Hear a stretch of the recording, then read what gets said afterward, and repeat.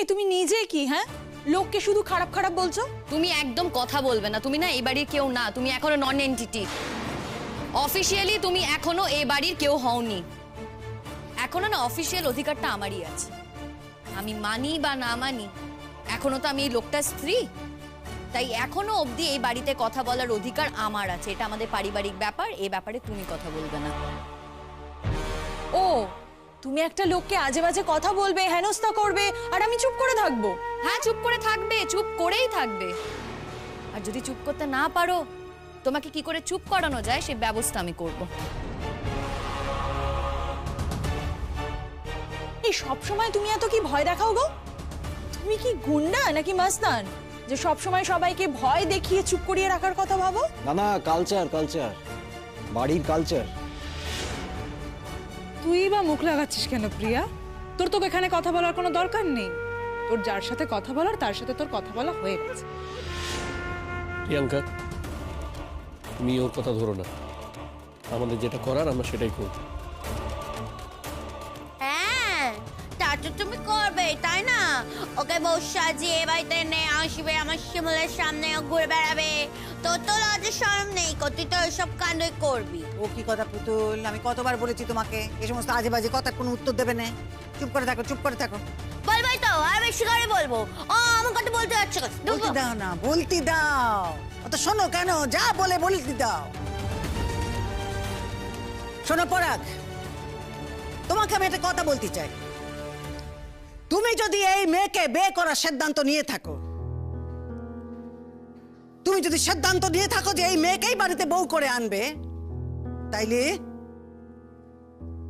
আমার এই বাড়ি ছাড়ার সিদ্ধান্ত তোমাকে নিতে হবে।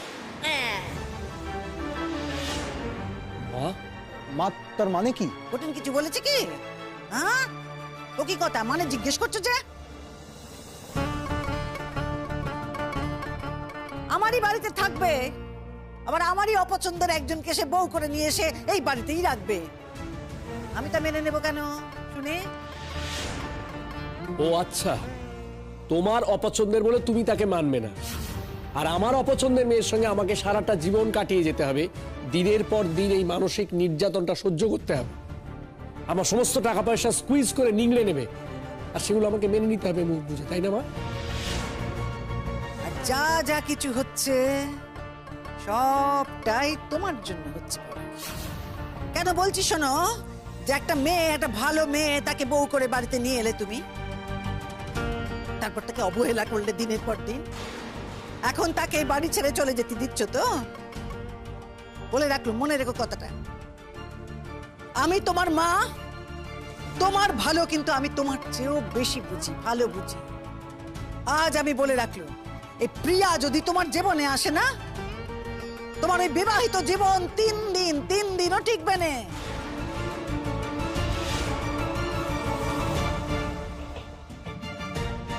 বৌমা যদি এ বাড়ি ছেড়ে চলে যায়, তাইলে বৌমার জীবন ঠিক ঘুরে যাবে আমি জানি, কিন্তু এই প্রিয়া যদি তোমার জীবনে আসে না, তোর জীবনটাকে চারকার করে দেবে, চারকার বলে দিলুম, মনে রেখে। দেখেছো পরাগদা কাকিমা কি সব বলছে? তুমি এর মধ্যে মাথা ঘামো না। শোনো মা, আমি একজন অ্যাডাল্ট মানুষ, যার সঙ্গে আমার বিয়েটা দেওয়া হয়েছে তার সঙ্গে আমি থাকতে পারছি না, সেটা তুমি মানো কি না মানো সেটা আমার জানার দরকার নেই। আর আমি এটাও বলছি যে ও কিন্তু মিউচুয়াল ডিভোর্সটা করতে রাজি আছে, অতএব আমাদেরকে এগুলো বোঝানোর দরকার নেই মা। আমরা ভালো ছিলাম না মন্দ ছিলাম, আমি শিমুলের সঙ্গে থাকছি না, তার প্রধান কারণ হচ্ছে চরিত্রহীন কোনো মানুষের সঙ্গে থাকা যায় না। শিমুল একটা চরিত্রহীন মেয়ে।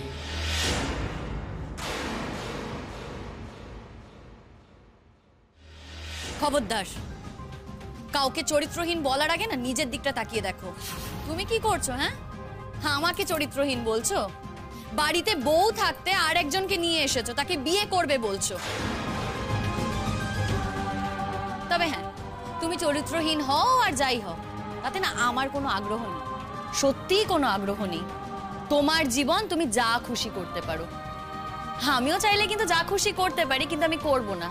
কেন জানো? কারণ আমার বাড়ির শিক্ষা আছে, তাই আমি যা খুশি আমার জীবনটাকে নিয়ে করতে পারি না। যেদিন বলবে সেদিন আমি ডিভোর্সের কাগজে সই করে দেব। আমিও চাই তোমার নাম থেকে আমার নামটা সরিয়ে ফেলতে, তোমার পরিচয় থেকে আমার পরিচয়টা মুক্ত করতে, সেটা যত তাড়াতাড়ি সম্ভব।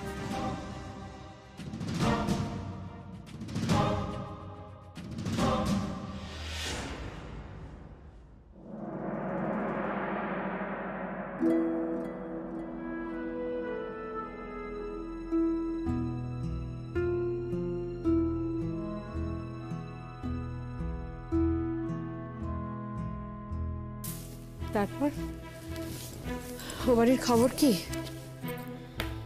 কি আর খবর হবে, পরাগ আমার কাছে ডিভোর্সের জন্য অ্যাপিল করেছে। তোর কাছে অ্যাপিল করেছে? फिर तुमने क्या कहा शिमूल? কি আর বলবো শীর্ষা, আমিও তো চাই ডিভোর্সটা হয়ে যাক। যত তাড়াতাড়ি সম্পর্ক থেকে বেরোতে পারবো না তত তাড়াতাড়ি আমার শান্তি। আমি সত্যিই চাই না যে আমার জীবনটা ওর সাথে জড়িয়ে থাকুক কিংবা ওর জীবনটা আমার সাথে জড়িয়ে থাকুক। তুই বলছিস ঠিকই, কিন্তু এখনো তো তুই ওই বাড়িতেই আছিস না। বিপাশাদি, এই কথাটা তুমি আমাকে ভেবে বলছো? দেখো, তোমরা কিন্তু নিজেরাই চাওনি যে আমি ও বাড়ি থেকে কোথাও যাই। আর তাছাড়া আমি মায়ের কথা ভেবে আর পুতুলদির কথা ভেবেই ও বাড়িতে থেকে গেছি।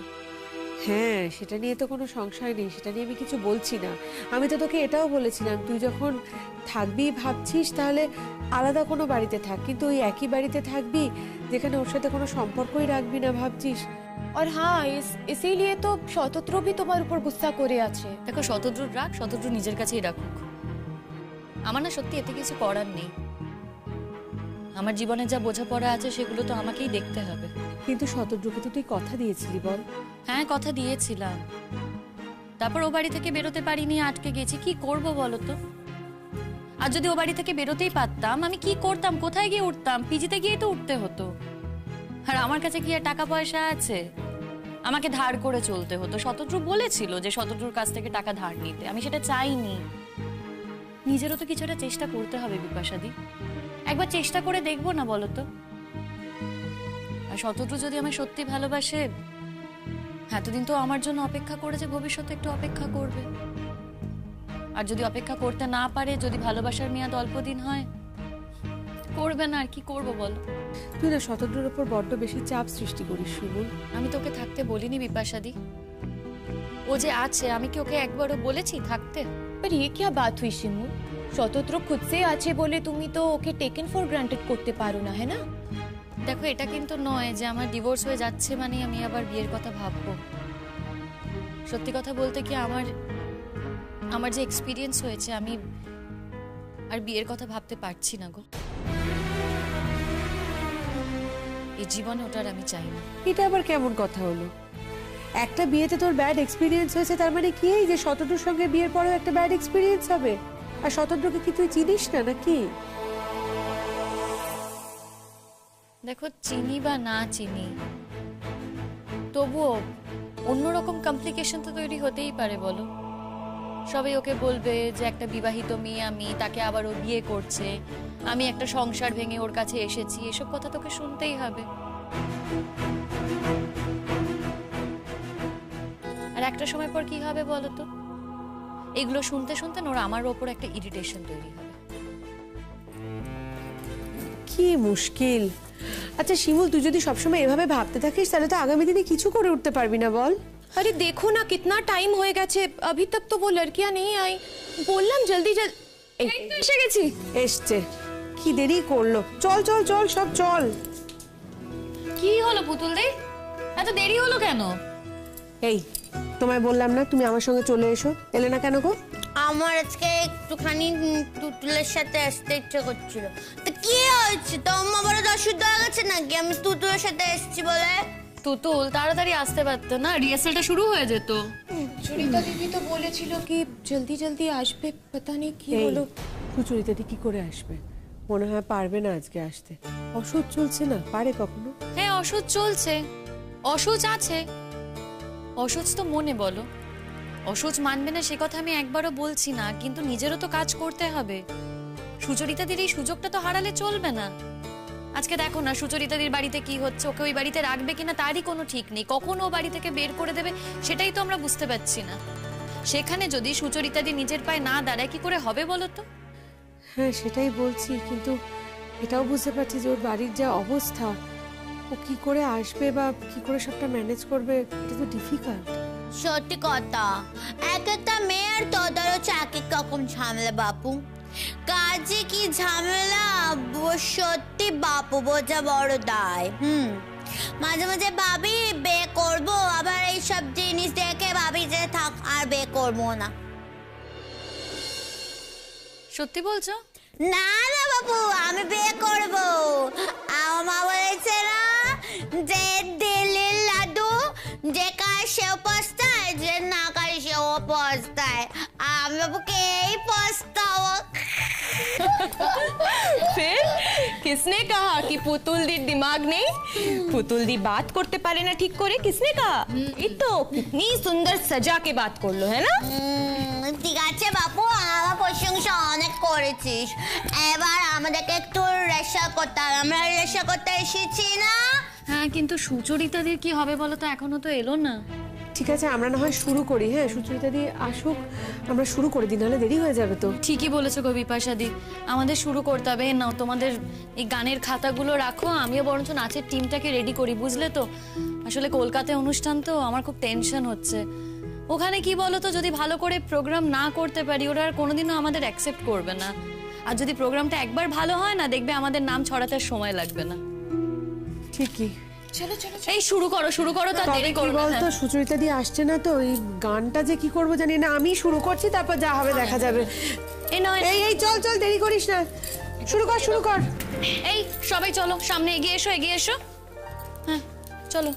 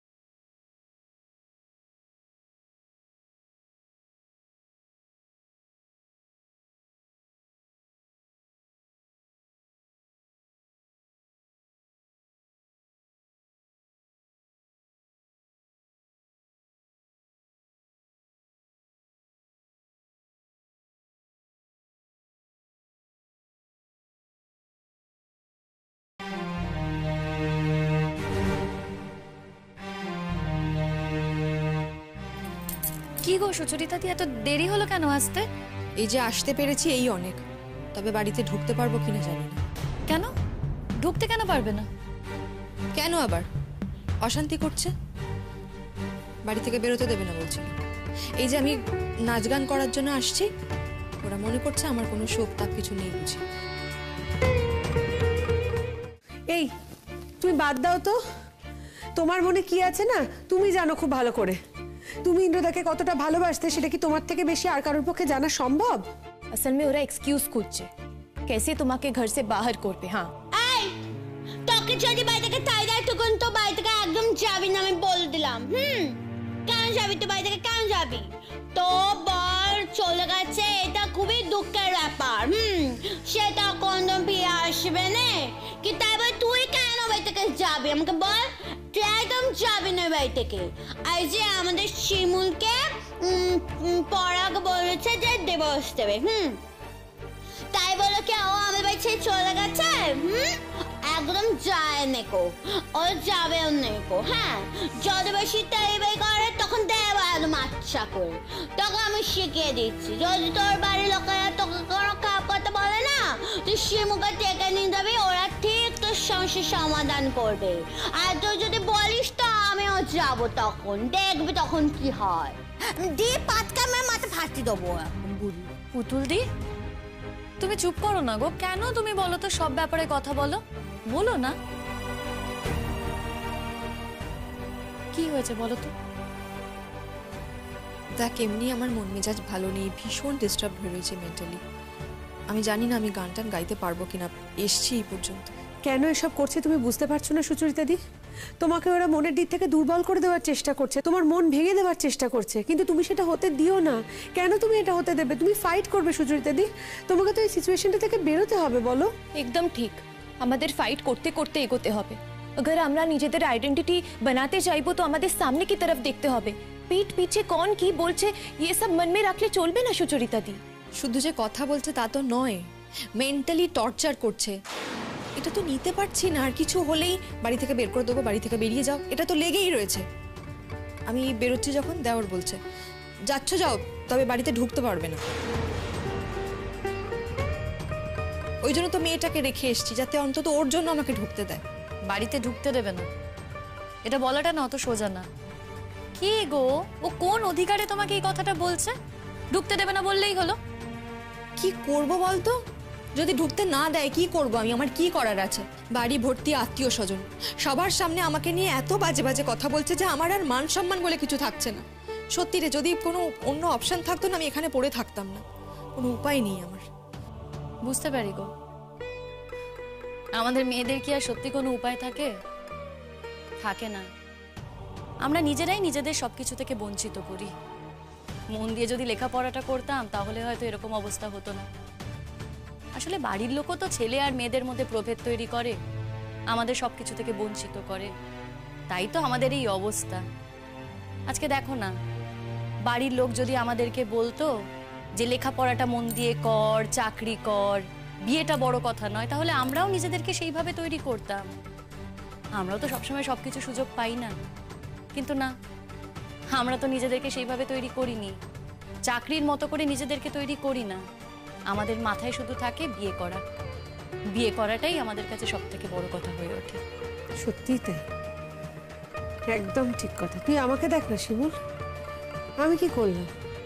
সারাটা জীবন বিয়ে করে, নিজের পছন্দে বিয়ে করে সংসারে ঘাড়ি টেনে চলেছি। হ্যাঁ, এই কথা ঠিক, আমার বড় আমাকে ভালোবাসে, শ্বশুরবাড়ি সকলেই, শাশুড়ি খুব ভালোবাসে, কিন্তু নিজে তো নিজের জীবনটা এনজয় করতে পারলাম না। তাই এখন ঠিক করেছি, যেটুকু পেয়েছি সেটুকু আমি কিছুতেই ছাড়বো না। এই যে তোদেরকে পেয়েছি, তোদের এই সঙ্গটা আমি কিছুতেই ছাড়বো না। এককালে তো গান বাজনা শিখেছিলাম, নিয়মিত চর্চা করতাম। মিথ্যে কথা বলবো না, বাবা মা তো কোনো ত্রুটি রাখেনি রে। যা নষ্ট করেছি সেটা তো আমি নিজে হাতে নষ্ট করেছি। কিন্তু বিশ্বাস করো সুচরিতা দি, এতদিন পর যখন আবার তোমাদের সঙ্গে সেই চর্চাগুলো শুরু করেছি না, তখন কেমন জানি একটু কনফিডেন্স পাচ্ছি জানো। তুমি দেখো, তুমি এই যে প্রোগ্রাম করবে, এদিক ওদিক অনুষ্ঠান করবে, তোমার কনফিডেন্স একটু একটু করে কোথায় বেড়ে যাবে। আর সেই কনফিডেন্সটাই তো দরকার। নিজের কনফিডেন্সটা হারিয়ে যেতে দিও না সুচরিতা দি। ওরা হাজার চেষ্টা করুক, তুমি এটা হতে দিও না। এই তো দেখো না, এই যে আমরা প্রোগ্রাম করবো বলে রিহার্সাল করছি, এই যে প্রোগ্রামে আমরা যদি পুরস্কার পাই, সবাই যদি আমাদের ভালো বলে, সেটা তো আমাদের কাছে বিরাট বড় একটা অ্যাচিভমেন্ট। সেখান থেকে আমরা যেটা পাবো, দেখবে আমাদের সেটা অনেক দূর এগিয়ে নিয়ে যাবে। আর রইল পরে তোমার বাড়ির কথা, দূর বাদ দাও তো। বাড়িতে ঢুকতে না দিক না, আমরা আছি কি করতে? আমরা যাবো না তোমার সঙ্গে? তোমাকে কি একা ছেড়ে দেবো? তোমাকে ওই বাড়িতে ঢুকিয়ে দিয়ে তারপর আমরা আসবো। আমি দেখবো কে কি করতে পারে, আমি দেখে নেবো। এক এক সময় মনে হয় তোরা ছিলিস বলে আমার এই লড়াইটা অনেক সহজ হয়ে গেছে।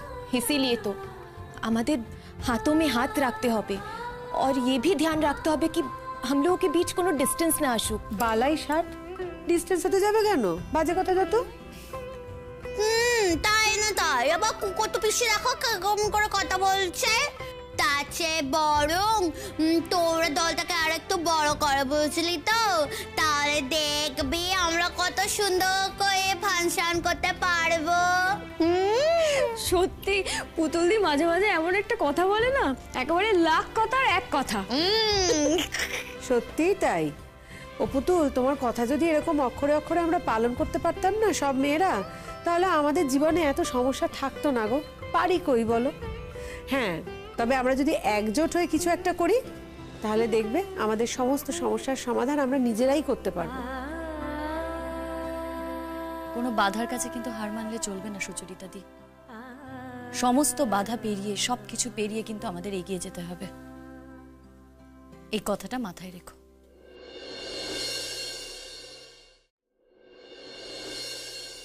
কি হলো? দরজাটা খুলুন। দরজা খোলো, দরজা খোলো, ঢুকতে দাও সুচরিতা দিকে। সুচরিতা দি তখন থেকে নক করছে, দরজাটা খুলুন। আরে দরওয়াজা খোলিয়ে না, हम लोग कितनी देर खड़े रहेंगे? সমস্ত পাড়ার লোক কিন্তু এখানে আমরা চলে এসেছি, দরজা না খুললে কিন্তু খুব খারাপ হবে। খুলুন। বলছি তো ওরা দরজা খুলবে না, বেকার চেষ্টা করছিস। দরজা খুলবে না বলে হলো নাকি? হ্যাঁ, দরজা খুলবে না।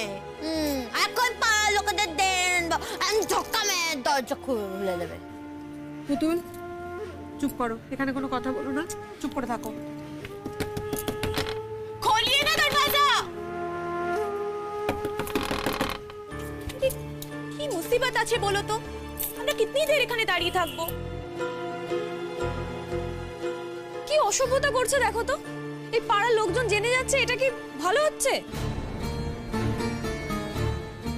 কি হয়েছে গো? কি আবার হবে? আমি বাইরে দাঁড়িয়ে রয়েছি, ওরা দরজা খুলছে না। তা তুমি গেছিলেই বা কোথায়? রিহার্সালে। ছি ছি ছি ছি ছি, তোমার মতন বউকে দরজা খুলবে কি গো? আমার বাড়ি হলে তো আমরাও খুলতাম না। কাল তোমার স্বামী মারা গেছে আর আজ তুমি নাচ গান করতে চলে গেলে। তা তোমার তো কোনো কষ্ট হয়নি, এরা শোকে তাপে কষ্ট পাচ্ছে। তোমাকে দরজা খুলতে যাবে কেন? যাও, যেখানে ছিলে সেখানেই চলে যাও।